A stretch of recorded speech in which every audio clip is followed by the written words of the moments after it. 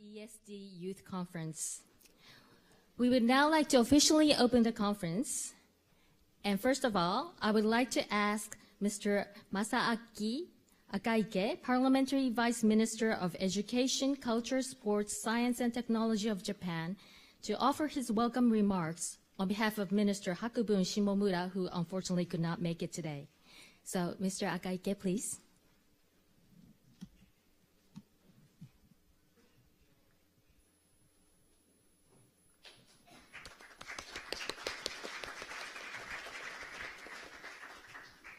Good morning. おはようございます。Allow me to make a few remarks at the opening of the UNESCO ESD Youth Conference. Ladies and gentlemen, welcome to Japan. Gathered here in Okayama today are 50 young people from 69 countries around the world. We recruited participants for this conference from around the world, and 5,038 young people from 180 countries applied. I think this means three things. First, throughout the world, many young people are tackling ESD with the same aspirations. Second, you seek a bench to exchange information on ESD activities. Third, young people around the world are paying close attention to the UNESCO World Conference on ESD. You are all representative young leaders working on aggressive promotion on ESD in many fields in your countries. I understand that during this conference, you will draft a youth statement and announce into the world. I have high expectations for the statement you will draft as ESD professionals in various fields. I would also like you to take this valuable opportunity to deepen your friendship with colleagues participating from countries around the world who have similar ESD aspirations. I hear that self-introduction and exchange of opinion already started via online discussion even before the conference. I hope exchanging opinions and sharing expenses among colleagues from different geographical regions and specialties will lead ideas about future activities and to the building of a global network of young ESD practitioners. You will also go on participant in the UNESCO World Conference on ESD in Nagoya City in Aichi Prefecture next week. I would like each of you to be a public relations ambassador and convey to those at the World Conference the achievement made here in Okayama. UNESCO clearly considers young people to be important stakeholders, and I expect you to serve as an important driving force for ESD at the World Conference and afterwards. In conclusion, let me that's this opportunity to express my gratitude for all those involved in the Goi Peace Foundation and the City of Okayama for their effort to make this conference a reality. Thank you very much.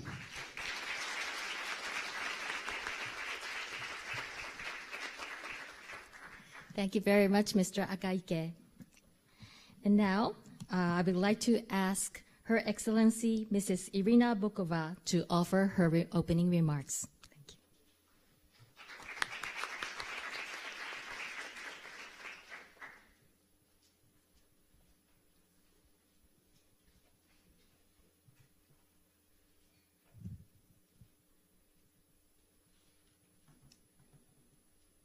Dear Mr. Vice Minister of Education, Science, Sports, Technology of Japan, dear young friends, dear Koichiro Matsura, Director General of UNESCO, dear Ambassador Monchi, Permanent Delegate of Japan to UNESCO, I'm very honored to be here with you this morning to open this Education for Sustainable Development Youth Conference.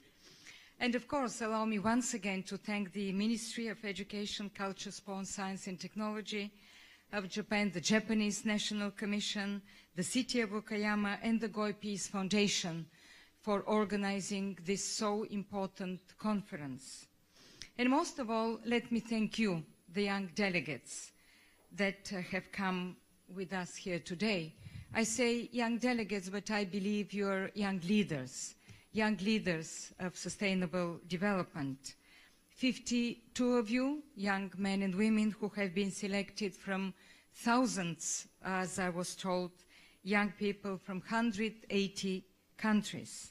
And I believe you have been chosen precisely because you have outstanding achievements in the education for sustainable development.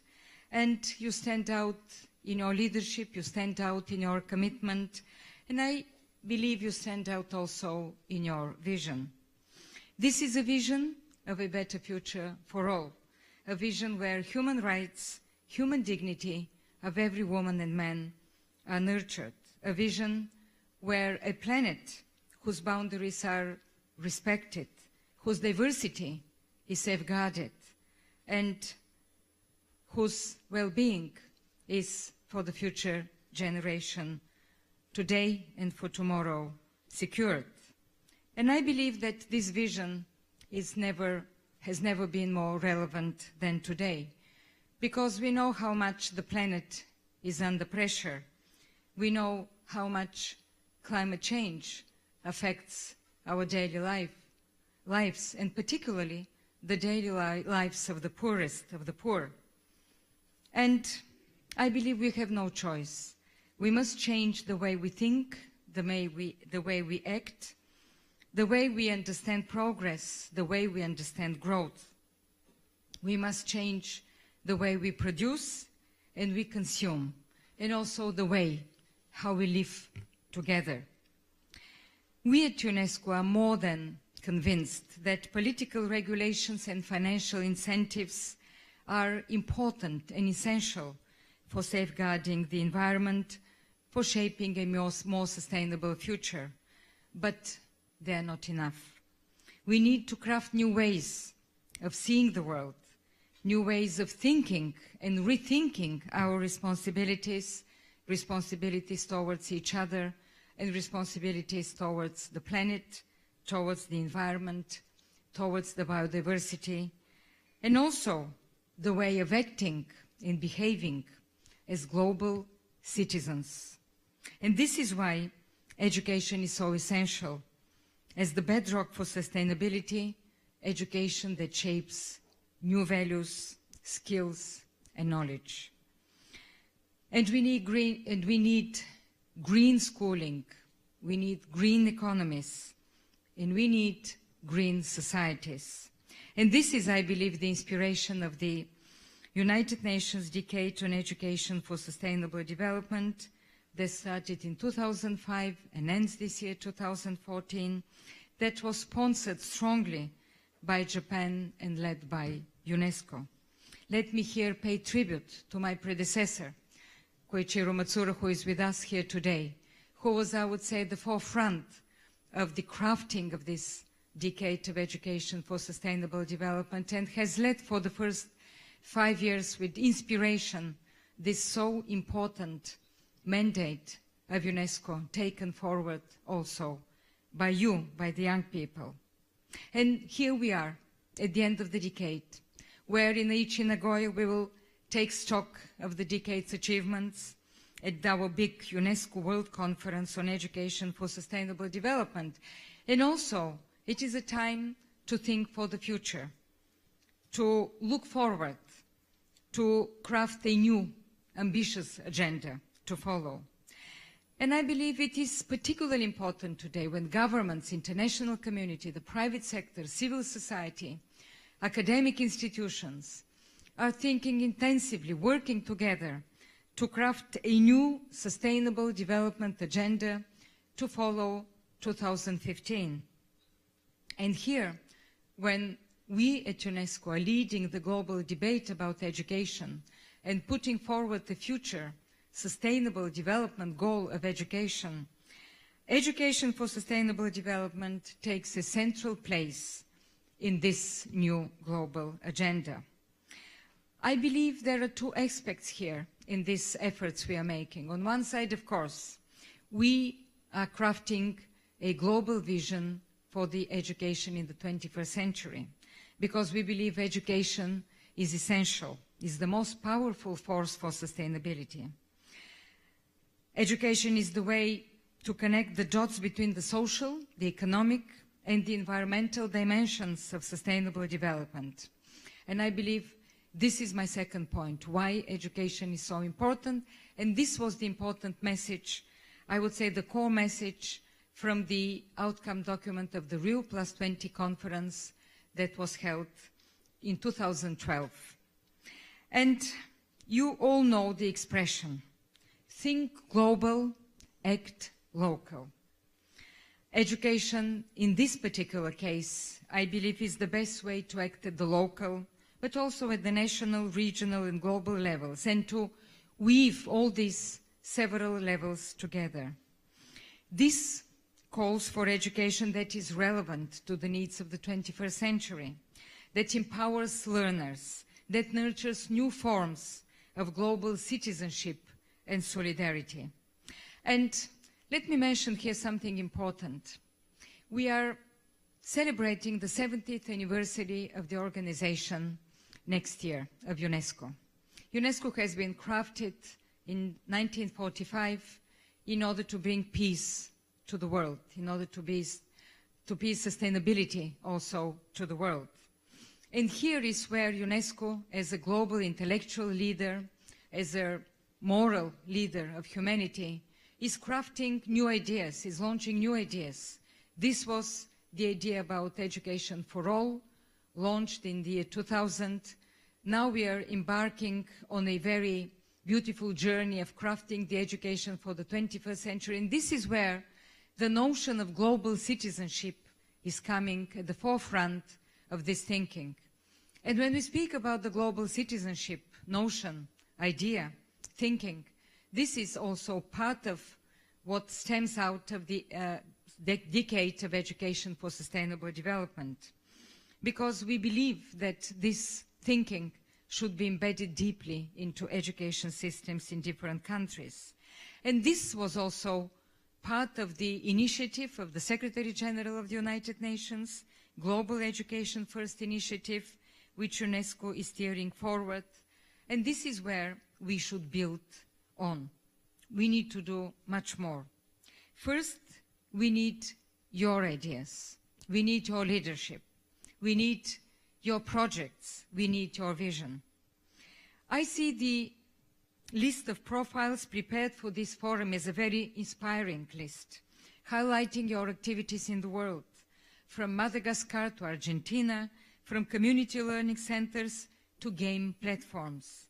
I see this in your commitments you have submitted to the Global Action Program, and that will be launched next week at the World Conference in Nagoya. And I see this also in the dynamism of the associated network, schools network platform, a family of more than 10,000 schools in more than 180 countries that are also pioneers of sustainability. I just am coming to this meeting out of a very inspiring meeting of these young boys and girls from associated network schools. And at the end, allow me to say one thing. Don't wait for us. Just forge ahead. Continue with your vision. Continue with your activities. Continue with your programs. Continue with your projects. Do everything that you can in order to make change happen in your lives, in the lives of your families, of your communities, of your countries. Lead the world. This is where young people can lead the world. And I believe the world then will follow you. And I pledge to you today, on behalf of UNESCO, that UNESCO will support you in every way we can. You will see next week, you will be with us during this important World Conference on Education for Sustainable Development, because I believe with you jointly, we can build the vision for the future. And I invite you also next year to the 9th UNESCO Youth Forum in 2015. Next year, there is an important conference that will be happening in December, the Paris Conference on Climate Change, the so-called COP21 conference. And this is where the expectation of the world after the conference in Lima, in Peru, in December this year, the expectations, the hopes of the world is that there will be important agreement to be adopted at the Paris Conference on climate change. And this is where our work also will continue strongly. Our Leaders Forum, our Youth Forum next year will be dedicated to sustainability and to climate change. And this is why your ideas, your projects, your practical work is so much needed. Because unless we change the way we think, the way we live, the way we produce, the way we consume, change will not happen. Agreements are important, and this is where the political commitment comes. But then the real work starts of how we implement these agreements in practice. This is our role and responsibility of UNESCO. This is the responsibility of the governments, but it is so much also the responsibility of the civil society and of young leaders. So this is where you will lead. Once again, thank you for your commitment. Be relentless, don't stop, believe in what we are doing, and this is the only way change will happen. Thank you.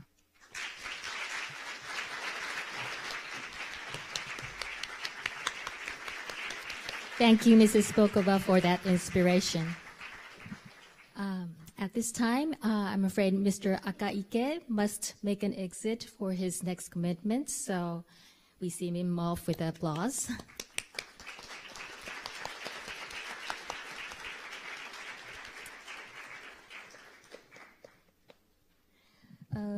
Mrs. Bokova must also leave soon to meet her next commitments, but she has kindly offered to spend a little time to have a conversation with the youth. And so, if she has a little time.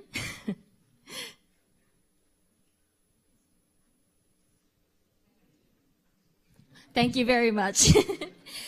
So we invite Mrs. Bokova up on stage again, and she would be happy to take your comments or questions for another few minutes.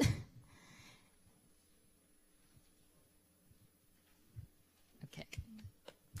So, from the youth, let's take this rare opportunity. If you would like to say something, have questions, please raise your hand. We'll take from few of you and then have Mrs. Bokova answer that all together. Thank you for your very, very good. Thank you for your very nice words. I was wondering, involving youth in the whole transition towards a more sustainable future, this is a one-time conference. How, in your opinion, could youth be continuously involved in shaping the future in a more prominent way than currently is the situation worldwide? Shall we take a few more, and then, or would you like to answer? No? I can answer immediately, Okay. not Yes. to take notes. Yes. I'm happy I have 10 minutes to engage with you. I believe this should not be a one-only event, and including our big conference on education for sustainable development. Of course, big conferences and advocacy is very important because we set the stage. We adopt some strategic vision, we adopt plans of action. But what is most important is the future work. That's why I said that we set the stage, but what is important is the follow-up. And I believe, particularly with the young leaders, there is so much opportunity today with the new technologies to engage, to create platforms to exchange ideas. Our experience at UNESCO is that every 2 years we have youth fora. They precede our general conference, and the last 2 years, and particularly a year ago, we established an online platform of the participants of our youth conference where they not only exchange ideas, but they started joint projects, they started working together, they started moving also with the expanding networks, and I believe this is very important nowadays. We say, particularly in the area of sustainability, of climate change, of biodiversity, of all the, I would say, notion about changing environments, protection of the environment, there is no boundaries. There are no boundaries. Loss of biodiversity does not know physical boundaries among states. Climate change does not know boundaries. And this is where I think youth engagement is so important. You may be in a country in the north and helping a country in the south, or working together, or ideas coming from the south can be very useful also for you in the north, as we say in very relative terms. So new technologies give a huge opportunity for you to act together. So meet here, exchange ideas, but don't stop this. Continue in the same vein of working together. Okay, thank you. Next. And then. Thank you. I have 2 questions. The first one is, with the coming to an end of this decade of sustainable development, I don't know if it's too early to ask what the theme for the next decade is with UNESCO, and also, is UNESCO using its influence in any way to affect ESD in more traditional settings of education? So I know that there's a lot we're doing with innovative forms of ESD, but in more traditional educational settings like schools and universities, is UNESCO using its influence in any way to impact ESD? Well, in fact, this is precisely what we want to see happening. We are taking stock of this decade and we are drafting a plan of action for the future. What we are doing is precisely this, to have education for sustainable development deeply embedded in education systems. It is not just a one event. It is not something that is accompanying schooling. It is not just for the additional, as I said, complementary kind of a knowledge. We think it should be part of education systems. And that is why when I mentioned that we are designing the future education development goals, currently we have the Millennium Development Goals, the 8 Millennium Development Goals adopted by the United Nations in the year 2000 that are ending in 2015. The second Millennium Development Goal is education for all. The emphasis, of course, is on the primary education, on access to education. Let's get kids in school. Now we are shifting. We will do also this, and finished business has to be done. But we are expanding. We are looking at quality education, and we are looking also at what type of education we need for the 21st century. The concept of global citizenship is where it comes. And one of the targets of this new goal that hopefully will be adopted next year is education for sustainable development. I think the way forward, we have passed UNESCO with partners, with the global community, is quite impressive. It's huge. If we think of where we started, and I think yesterday Mr. Koichiro Matsura was mentioning the beginning of this education of sustainable development and the leadership of UNESCO and of Japan at those times, it was, I would say, quite modest concept that started in the 80s, in the first report of the United Nations of sustainability. But after that, it evolved into a global concept about education. And we don't see the future of this so important part of the education system if we don't put it deeply embedded into, as you said, traditional education system. This should be part of the education system of every country. And here, I think we are expanding. We are working all across the board with governments, with different countries from all parts of the world. And when we put this as a goal for the future, I think there won't be a single country in the world where it will not be incorporated into the education systems. Okay, we have time for just one more, I'm afraid. So you have been raising your hand. Dear Mr. Bokova, thank you very much for your speech. And my name is Alexandra. I come from Moldova, represent organization MEGA. And to set the scene, maybe you have heard about such concept as collaborative and shared economy with 3D printing, digital manufacturing, and so on, that has a huge potential for sustainable development. So the question is, if UNESCO integrates such global megatrends into ESD, and if yes, how it is done? Thank you. Well, you mentioned apart from one part of the business models, as you said, there are so many, I would say, interesting business models of creating a green economy, as we say. And next year, I mentioned the COP21 conference in Paris on climate change, where hopefully governments will adopt a new agreement on climate change, reducing emissions and keeping the increase in the global temperature within the limits of 2 degrees. And this is, of course, all very important. But this has happened, I believe, if it is accompanied by two important, as we say, ambitions and trends.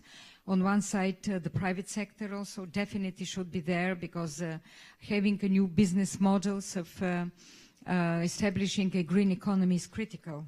And we at UNESCO will be organizing a huge private sector conference for climate change next year in May, which will precede the conference of the governments, where I believe all these business models and green economy will be discussed. But here comes also the second aspect of this important ambition. Green economy should be accompanied by green societies. Green economy can be sustained only if we have also green societies. And when we speak green societies, this is where education for sustainable development comes, because this is how we should also change the way we consume and the way we relate to the nature, the way we relate also to each other, the way we preserve biodiversity, and the way we implement the important agreements of governments. So I see this on the two legs. On one side, of course, we have the business models, the green economy, but on the other side, we have to have green societies. And this is where your role is so critical. Thank you very much. I am afraid that's time for all, but we thank Mrs. Bogova very much for taking the time to answer the youth questions. Yeah, thank you also.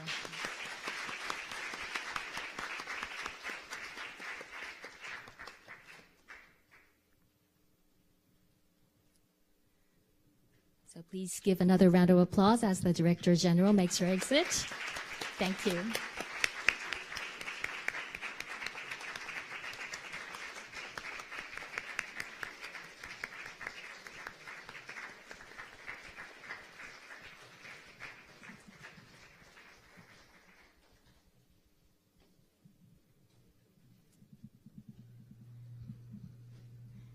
So with a little change of settings here, next in the program is our keynote speaker, but let's wait for the setting to be ready.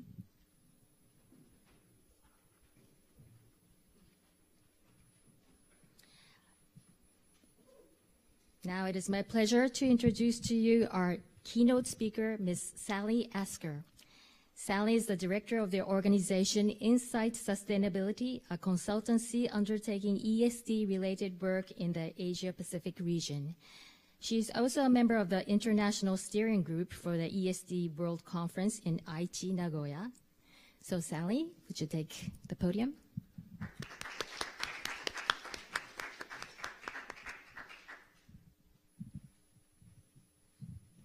Thank you very much. It's my pleasure to be here. Ladies and gentlemen, colleagues, and ESD friends, I'd like to commence with something a little bit different. I'd like to invite you all to join me in a short relaxation exercise. I'd like you to close your eyes, or, if you prefer, simply let the gaze of your eyes soften. In this relaxed state, please join me in taking 2 deep breaths.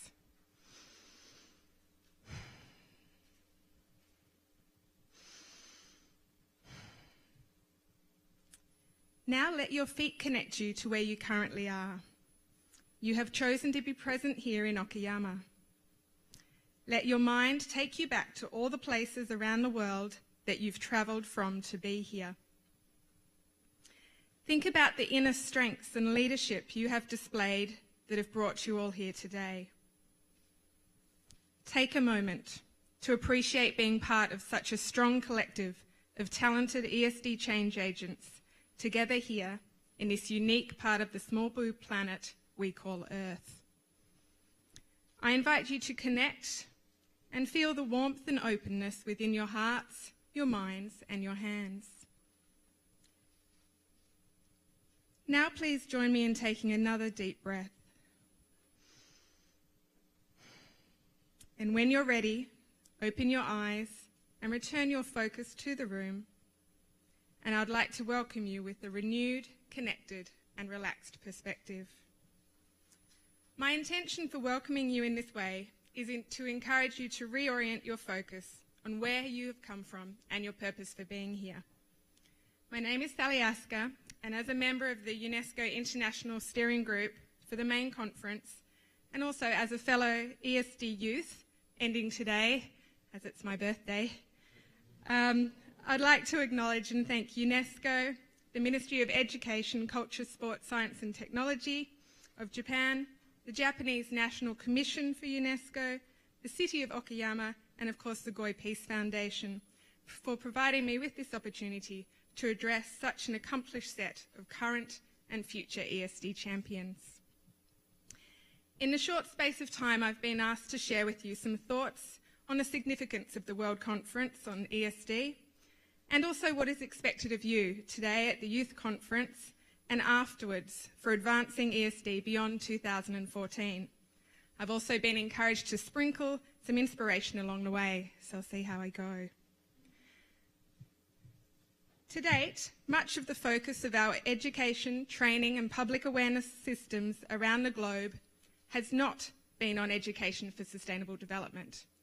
Rather, it has been on education for development. Now, more than ever, ESD needs to be the purpose of education, not simply a component of education. Education must prepare learners to contribute to sustainable development and combat the global challenges we all face through the promotion of critical thinking, collaborative decision-making, responsibility for today and for tomorrow. All ingredients of global citizenship that enable all of us as learners to transform ourselves and society for a more livable tomorrow. What we do know is we have all the tools and assets at our disposal to harness our inner strengths and make a change. We just need the will and a renewed vision of education to help shift the gear.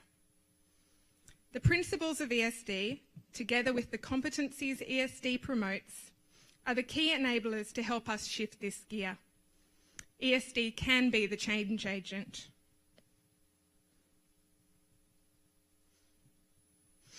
I ask each of you, how can we move towards sustainable development and meet global challenges without education? How can we change as a society without education? Education is an essential component in reaching sustainable development. Now is the time to demonstrate to decision makers at the most senior level that what ESD is doing is quality and has relevance.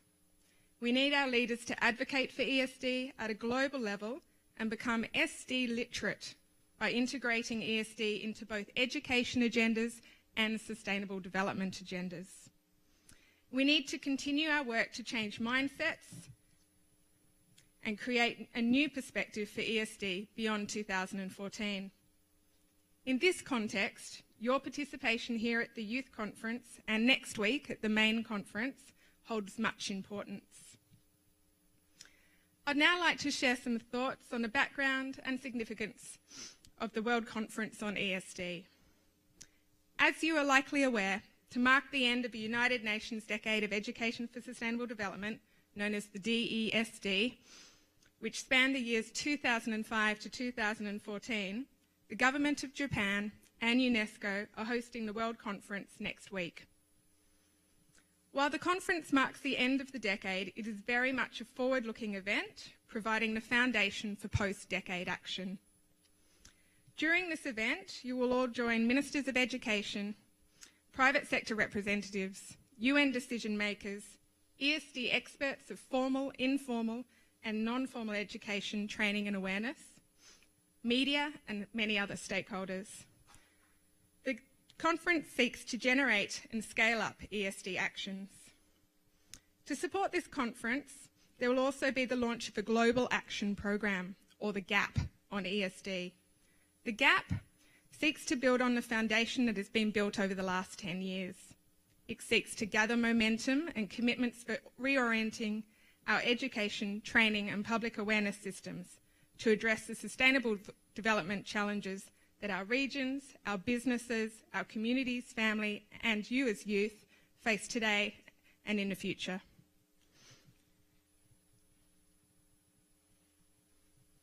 The GAP focuses on 5 priority action areas: advancing policy, integrating sustainability practices into education and training environments, increasing the capacity of educators and trainers, my favourite one, empowering and mobilising youth, and encouraging local communities and municipal authorities to develop community-based ESD programs. The GAP acknowledges that sustainable development cannot be achieved by political agreements, financial incentives or technical solutions alone. It affirms that sustainable development requires change in the way people think and act, and that education plays a crucial role in bringing about this change. A decade is simply not long enough to change behaviours, actions, policies and governments in the magnitude that is required to shift the global gear. And UNESCO alone cannot and does not have the means or mandate to do so alone. It is up to a joint effort between UN member states and every citizen on this globe to make a difference, to rethink and reorient how we interact with our planet. Consequently, the scaling up of ESD actions is required. I'd like to encourage you to familiarise yourselves with the part of the GAP that specifically targets empowering and mobilising youth. The GAP will be launched as an outcome of the main conference to be implemented in a decentralised manner by member states, national and local governments and all stakeholders through their voluntary contributions, partnerships and commitments to it. It will be established for an initial phase of 5 years, after which it will be renewed for extension. Now the exciting bit. Let's focus on what's expected of you at this youth conference and at the main conference and in general for promoting ESD beyond 2014. Commencing with your online exchanges prior to coming here and through meeting in person yesterday, you are no doubt aware that you are here to engage in dialogue and peer learning to enhance your ESD practices, to highlight the contribution of youth to the ESD movement, particularly innovative approaches of youth, to formulate your collective input and recommendations to the World Conference on ESD through your youth declaration, through representation at the opening plenary of the main conference, and in the conference workshops. As you're aware, the output of your conference will be a collective youth statement submitted to the World Conference next week. Your statement will seek to align your views and enable you to speak as a united voice at the main conference. We hope that your statement will be referenced by the conference declaration, aptly named the Aceh Nagoya Declaration. While there will be a declaration, the intention is that it will be short and focused, with most attention being given to the launch of the Global Action Programme. Lead-in meetings such as this youth conference can make commitments to catalyse the work of the GAP, and those commitments will form part of the declaration annex. In addition to the GAP and the Aceh Nagoya Declaration, there will be a final report launched on the decade. In all your roles back in your regions and countries, you are the forefront of where education and learning occurs. Bring these stories and learning to life. You are fortunate to be here physically, and there are thousands of other youth doing transformative work around the globe. The image you see are just some of the youth spread across the world who are on your ESD team. These youth, including myself, were at the UNESCO Mid-Decade Conference on ESD held in Bonn in Germany in 2009. Be assured that all of these people and many more support you. When looking at the Global Action Programme, in your preparation for today and next week, critically ask yourself, what can be strategically done to push the ESD agenda further forward? Challenge your thinking and ask, where could youth as actors assist and how? And discuss with your peers, what else is needed to contribute to an effective post-2014 agenda? Today and in the days going forward, think and talk between yourselves and voice these ideas within your youth statement.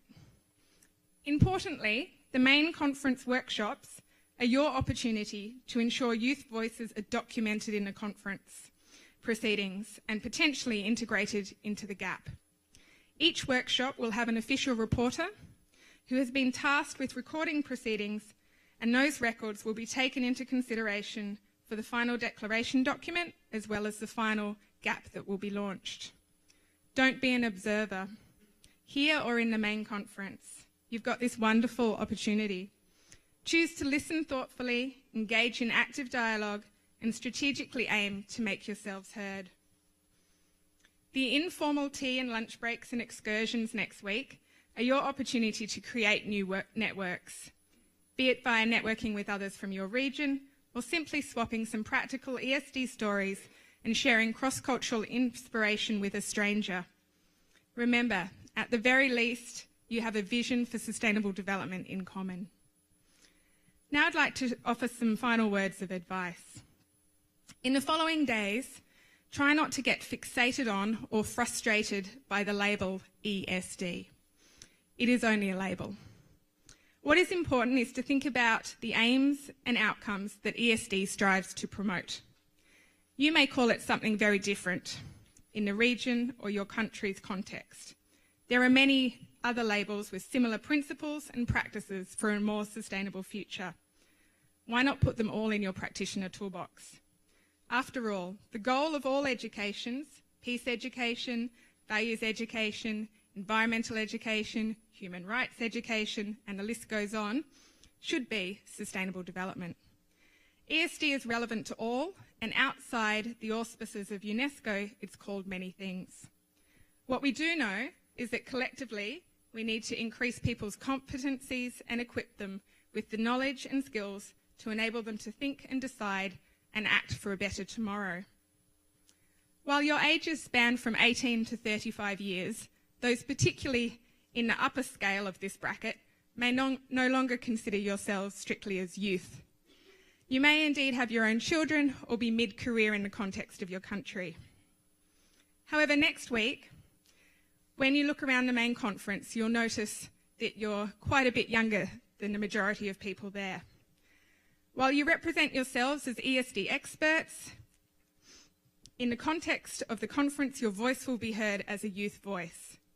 Use this to your advantage. I cannot encourage you enough to grasp this opportunity and make your collective voice count. Youth involvement in the conference is not tokenistic. Youth are included as a major stakeholder, one good reason being that half of the world's population is under 30 years of age, and you are their leaders of tomorrow. Let me leave you with these thoughts that may trigger your own inspiration, help you reflect on ESD in your context and your own strengths as an ESD champion. In the realm of possibilities starts and stops using the limits of your minds and ability to educate, train, and spread awareness within others, to instill the values, ideas, and skills that link knowledge to action to reorient the way we live on the planet. Yes, we must become more resilient in the face of the world's sustainable development challenges, but we must leap forward. From a focus on the problems of today to harnessing our collective strengths, capacity, and influence, to explore what is possible and start creating the future we want, to create a new and inspiring view of sustainability, a future in which we all thrive. It is about mobilising and aligning our communities, focusing on our energy, reducing resistance, contributing to create something extraordinary for tomorrow. As educators, we need to help citizens shift their perspective and actions, from problem solving to possibility, from adjusting today's current model to creating a renewed vision for a sustainable future, from a costs focus to a value focus, from resisting change to embracing change, from focusing on loss to a focus on creation, from lineal thinking to systems thinking, from consumers to citizens, from viewing people as liabilities to viewing people as assets, moving from fear to hope. I encourage you to share your stories today and next week. Bring alive and make your global challenges and potential to do something about them real. Do not accept good enough. Push the agenda for what you and your children want for the future and deserve. As the future is yours to shape, inspire and lead, and I wish you well in your dialogues. Thank you.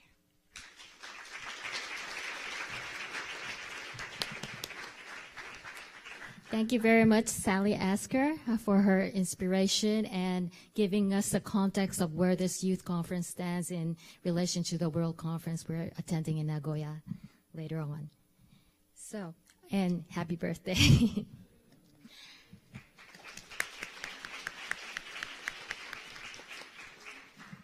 So, our next guest speaker is Professor Ananta Duriappa, Director of the UNESCO Mahatma Gandhi Institute of Education for Peace and Sustainable Development. That's MGIEP for short. And remember, we all got the nice black T-shirt yesterday? That was a gift from Professor Duriappa. Thank you. Please. Thank you very much. I would think of it as a bribe as we go along. Well, let me start off by thanking the organizers, the Ministry, Education, Culture, Sports, Science and Technology, the Going Peace Foundation, my colleagues at UNESCO as well, for giving me this opportunity to talk a little bit about this institute. I would like to also acknowledge Dr. Matsuura, who is also on our board and has been instrumental in setting up this institute right from the very start. And it's done in collaboration with the government of India. So, what I'd like to do today is maybe tell you a little bit about the Institute, telling you what we offer, and we are kind of a new kid in the block because it was only established in 2012. Madam Bokova was there inaugurating with the President of India. So the Indian government puts a lot of emphasis on this. So they take this very seriously, sustainable development, the notion of peace, And what I would like to introduce, and it's already been alluded quite a bit, is the notion of global citizenship. And I'll kind of explain that a little bit as we go along. So what I would like to do is show you a video. But before I go there, I wanted to emphasize a point that Sally had made. It's a huge constituent out there, 1.8 billion. Sally said half, that's 3.5 billion because of course, we always have definitions of how we like to measure things. But if you just broaden it, that's 3 billion of you. And you are really representing that 3 billion. And so the responsibility is immense. But I want to show a little video. It tells us a little bit. We got a bunch of animators and film producers. They sat with us and listened to us talk, and then they put together this this video, an animated video, just to say what we are thinking at MGIP and what we are looking for. So bear with me. It's about 3 minutes, 3.5 minutes.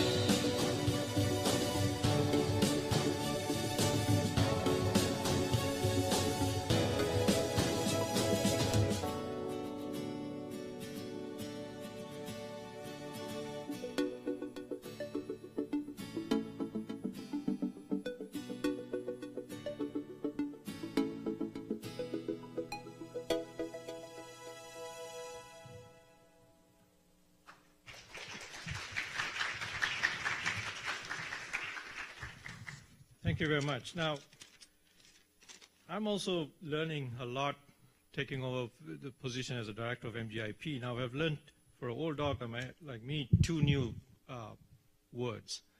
The first one was hashtag. And so what I've been told is we've started this whole campaign, a social media campaign on I'm a global citizen, and I think one of those wristbands that you have. So we already have a convert there. And I was told to do a hashtag I'm a global citizen and start this social media. Now the next new word I learned was something called a selfie. And I was thinking, what is a selfie? And even my kids looked at me and just shook their head and walked away. They didn't explain it to me. So I've been told for you guys to take a selfie and send it off with the hashtag I'm a global citizen. And we're collecting those and putting together on our website. And we're really starting this campaign. And as you asked the Director General, is this a one-off? Well, it's definitely not a one-off. It's going to go on for quite some time. But there's still a lot of work to do. There's a huge constituency there that needs to be converted, needs to be on the same wavelengths that we are thinking along. And that's where your responsibility, and I think you are the agents of change. It's much easier to get people to change, especially at that generation, than somebody like me coming and giving a lecture and saying, this is what you should do. And I had the privilege of working with one of that 5 or 6 people right at the end. Unfortunately, she passed away very unexpectedly. But Wangari Maathai was an inspiration to work with, and it's on the ground. And that's what we are also interested. Out of the boxes ideas, but on the ground, on implementation. And that's why we were excited when we read your bios that you people have actually done work on the ground. It's not an academic idea that you have, but you have actually gone ahead and worked on it. So look at our website. There are many things that we are offering, and we would like you to be part of this community. And we are launching a network, what I call a network of networks. It's called YesPeace, and you saw the logo right at the end. And we will be launching it on November 10th at the conference, at a side event, and I hope you will all be there wearing your wristbands. Hopefully we'll start a campaign for the next, not the next decade, but for the next 5 decades, because that's how long I think we're going to need to change the mindset we have established over the last 200 years, if you think about it. So thank you very much.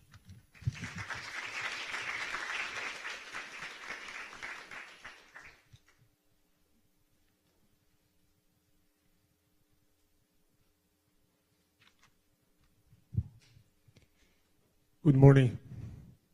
I'm going to start with a selfie myself. That's just okay, done.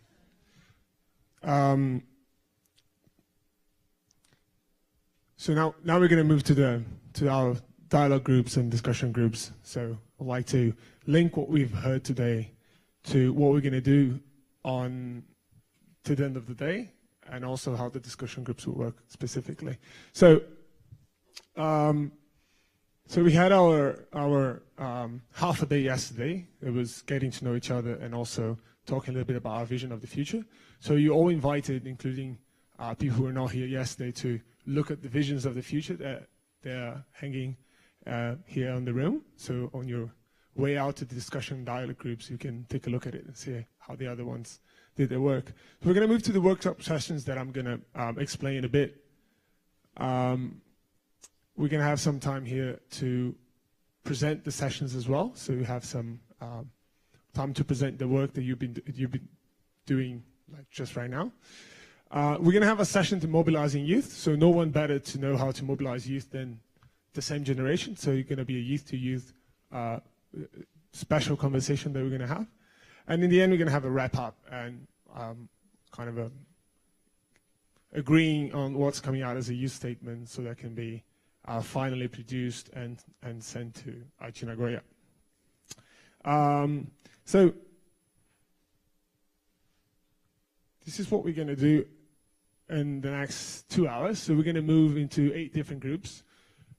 Those groups were divided basically on your profiles and your expertise, so things that you've been doing already. Some of those are from the priority action areas come from GAP, that was just explained, and some others, well, was mostly inspired from that, and some others based on your work.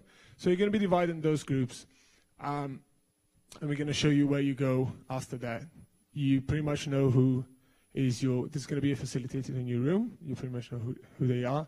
They're going to be there to welcome you and walk through all this process. So this whole process of those 2 hours, they'll be based on this umbrella question, which is the umbrella question also from the World Conference and this stakeholder meeting, which is how can we advance ESD actions beyond 2014? So the GAP is all about that, and our recommendation, so the recommendation of the youth will be towards that as well.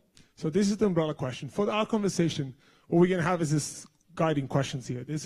First, it's an opportunity for you as stakeholders, youth. So you're going to be in the main conference representing youth, but you are youth with lots of experience in things on the ground, and things that you've been doing. So there's this opportunity to work with a different kind of box, so you can make recommendations that look fresh, that is showing outside the box thinking for the main conference as well. So you already leaders at what you're doing, and also have this opportunity to bring fresh ideas to the conference. So that's an invitation for the recommendations that will come out of that.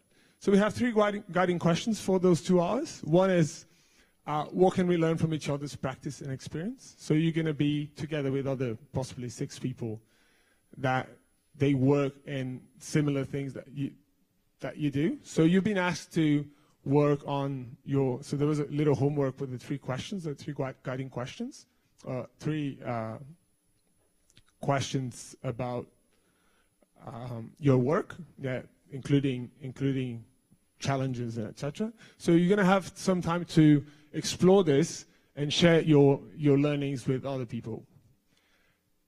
Then we're going to have, so another guiding question is, how can we scale up ESD in our thematic area? So now you're going to be talking about specifically your area, and how can you scale up that work that you're already doing, looking at the challenges that you face and also other people in your group will face. And finally, what are the 3 strategic recommendations that should be included in the youth statement? So a youth statement is, you said it's a 4-page, short, concise, but also with a lot of power that will represent your voice and also represents the voice of the youth for the main conference. And we're focusing on, for each thematic area, 3 strategic recommendations, and obviously we can find lots of recommendations to talk about. But we want to finalize by focusing on the 3 main ones that we think will empower and advance ESD action the most for the future. So you and your group will decide what's the best way to use those 2 hours. So it's up to you. We have a recommended agenda as a guiding process for you, and this will be available in the rooms, so you can look at it again. But you can decide to move it a little bit. So what we thought was, you're going to have the presentation of the points that you've already written about your work and etc. 3 minutes, and there's going to be some time also for questions and comments from other people from your group. So that's an opportunity to share and get to know each other, and now your professional work and what you've been doing on ESD. So we're expecting like 45 minutes for that. And on the other 2 ones, so how we can scale ESD actions and what are the 3 strategic recommendations, then there's a online discussion that happened before. We have a drafting committee, so each one of the groups will have 1 member that actually collected everything that was said on the ESD, on the online conference, and put together a small document written piece. So that's just so there's 5 minutes to present that. So your drafting committee member will present that so you know what's been discussed, and you can use that as you wish. You can use that as a starting point.